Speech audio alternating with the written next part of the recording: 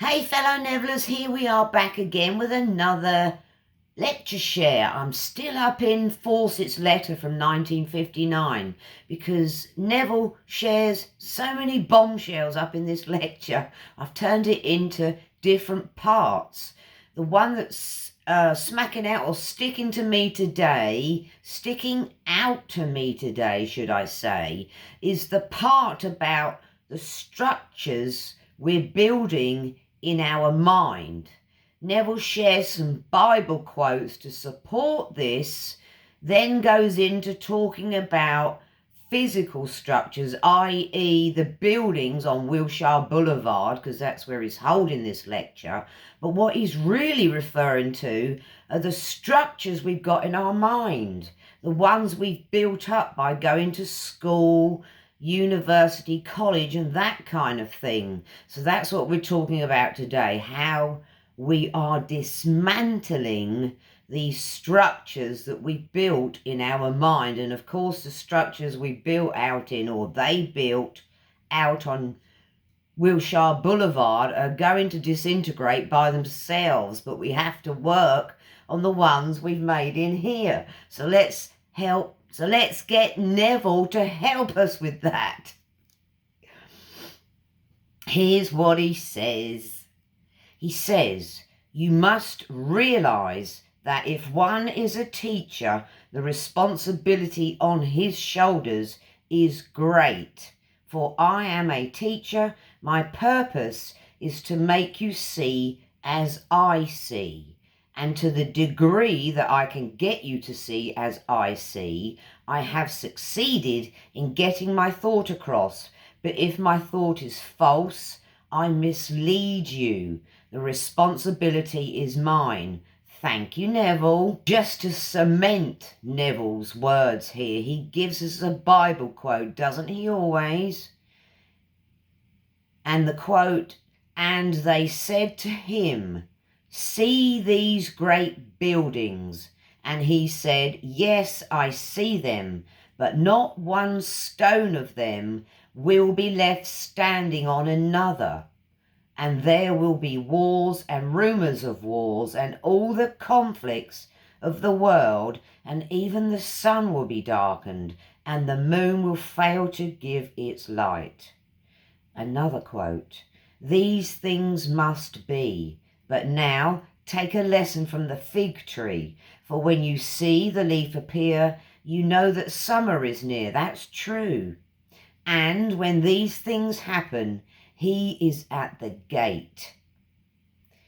Neville then says, this is all addressed to you, the real you, not the man of sense. It is addressed to the imagination, i.e., not our senses, but our inner man, which is Jesus Christ, God, imagination. And then we get the famous question from Neville.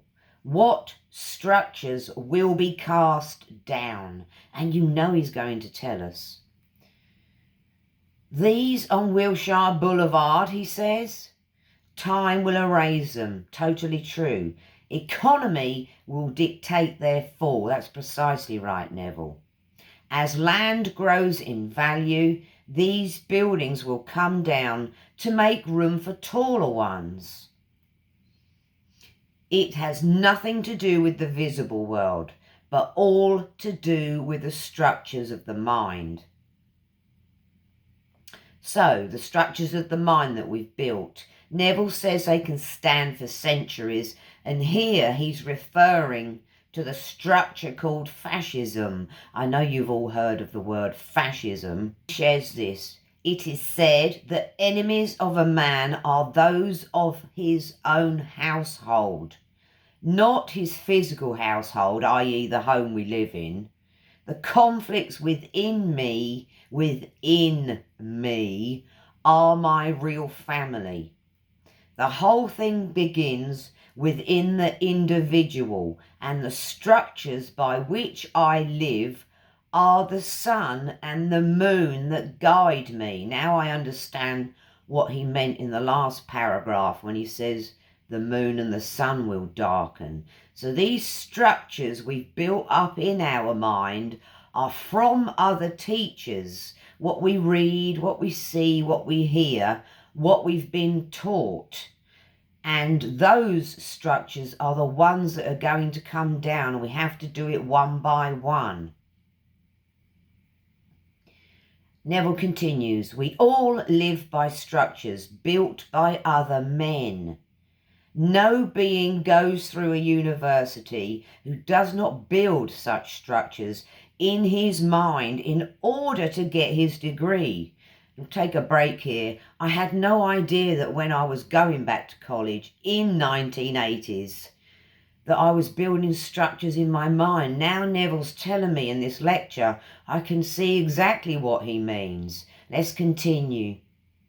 He passes his examinations on a memory test based on a structure built within himself from the ideas of men who have preceded him. Isn't that wonderful? As in, I was building my structures from folks that had done their teachings, and I'm in the 1980s learning the structures of the mind, building them from the lessons I'm being taught in college from previous generations. So here we are today in 2024. We can more or less say that the kids and adults that are going to college and university, they are learning from lessons from people from the previous generations, maybe from the 1980s, but most likely from the 90s, 80s, 70s, 60s, wherever they're learning them from, whatever the teachers now are teaching from, they're teaching from men's learnings that are building structures in the minds of the students that are learning them. Oh, I'm getting on my high horse. Let me calm down here. Now back to the lecture. A big smack from Neville. Not one of these from Plato down but has some truth. But not one is completely true. Destroy these buildings and I will rebuild them. Destroy this temple and in 3 days I will rebuild it. Another quote from the Bible.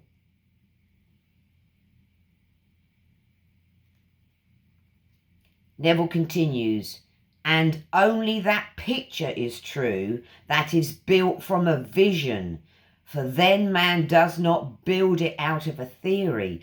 I never noticed this the first time I read it. So building a structure from a book is most likely going to be false, but building a structure from a vision is going to be true. Now, when we know about Neville, we can understand that he is teaching from his visions. He knows it. He experienced it, as opposed to when we go to college, it's just something we're learning from a book. Neville continues here, all the different teachings of the world are Babel. It means confusion. These are the structures in the mind that must tumble. These must come down in the mind of the individual, and then he will begin to awaken. Yea. Continues here, he says, we have these great giants like Plato, etc., and every child builds into his mind the structures of such great minds who give only partial truth. But as we are told in Mark 13, all these great buildings will go down. None will survive, only the visions. The temple not built with hands, it will survive. Everyone here can be the woman or the man he wants to be, for God has never left you. God actually entered into this body when you jumped in your mother's womb. He entered death's door, this body, with us, and remains with us until we awaken. That makes me smile. For the day will come when you will awake, and then you are he, and the whole thing will be unfolded. Now back to the buildings. Neville puts it this way: let us go out to bring the buildings down by putting something in their place. As you become more and more aware, the old buildings will collapse. In the mind of every man, these structures are built by teachers of the world. But only the individual can bring to life the structure within himself. We awaken individually, not collectively. He comes, as it says, in clouds of glory, but inside you. All things topple at last. Then Neville shares some stuff that really kind of shows how we move from structure to structure, i.e. idea to idea, through the generations. He says it this way: they used to bleed us to make us well. Now they give us blood for the same reason. We change from this diet to that. Each worked in its time. So just like Neville says, there was a diet that was really popular in the 80s, another one that was really popular in the 90s. Now we've got one now, and I'm sure there'll be one in another 10 years' time. So that's what he means. These structures, they're being brainwashed into us by the media, or whatever we read, which is the media, and we have to destroy them. He continues, these are structures that are built into the minds of man. These will not fall collectively. For example, fascism has not yet fallen. This is 1959 when Neville's talking. It only falls in the mind of the man who has discovered within himself how empty it is.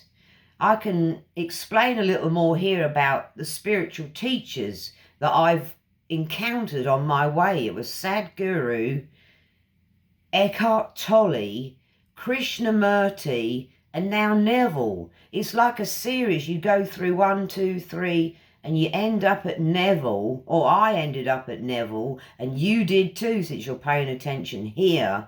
And you just think to yourself, it's like, okay, it's Neville. What he says is true. Exactly true. So, and what I mean by that is, like, I've fallen by the wayside on the first one I bumped into. What he says is true, but I moved on to the next one, Tolle, got through that, and then I moved through Krishnamurti, i.e. if you're moving through 1, 2, 3, 4, it means there's something that isn't in 1. You think you're going to find it in 2. I didn't find it in 2. I found a whole bunch of stuff in 3, which was Krishnamurti. But what my soul or my mind or my spirit, my invisibility was searching for was the absolute truth, which is what Neville's teaching.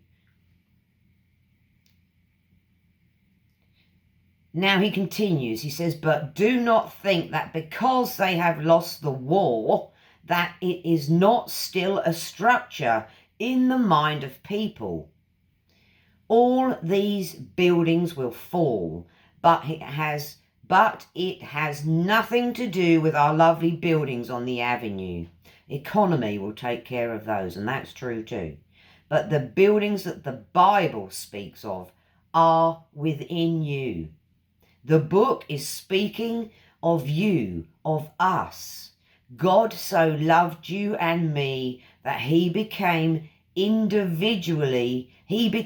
us individually, and stamps that print on us that makes each of us unique. We are all individualized, but we are visible on certain levels of our being. The real you is an infinite God. On this level, you have turned around.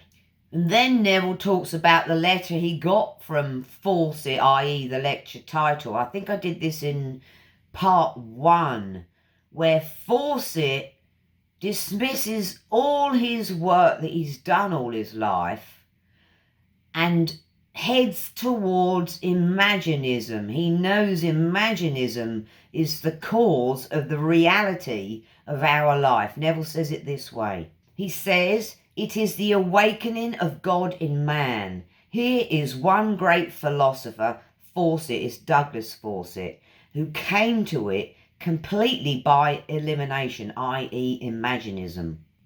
And he says, I am so happy to find several allies in your great America. Everyone individually will awaken to the reality he is seeking. That was what I was trying to explain where I'd been through the spiritual teachers, i.e. number 4 for me is Neville. It's the, what does he say? Everyone individually will awaken to the reality that he was seeking, that he is seeking. And that is his own wonderful imagination. And that is God. So I can see here, being a year and a half into Neville's teachings, that I was searching, or my soul, God, searching, seeking the reality but his own wonderful human imagination, and that is God. That my and your own wonderful human imagination is God. So really, fellow Nevillers, that's about what I'm trying to share here and get over to you, are the structures in our minds that we've built from our education, from what Neville's sharing here, or whatever someone's told us, what we've read, what we hear, what we look at, what we study. Those are building structures in our mind.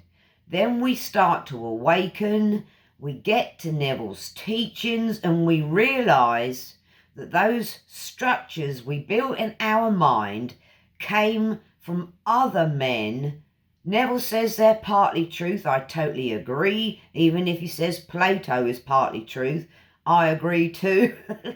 So happy destroying the structures in your mind, fellow Nevillers. Lordy mercy, we spent all this time building up all this knowledge in our mind. We bump into Neville and his wonderful teachings, and we're like, okay, none of that's true. Let's do it properly, fellow Neville. Let's follow Neville, his teachings, and destroy the structures we've built in our mind. Fabulous, fabulous, fabulous. All right, my fellow Nevillers, feel free to leave a comment, some love, because you know I'm going to throw some love to you. YouTube loves thumbs up and it loves comments, which means I do too. Thanks, guys, for supporting the channel. See you next time. Bye.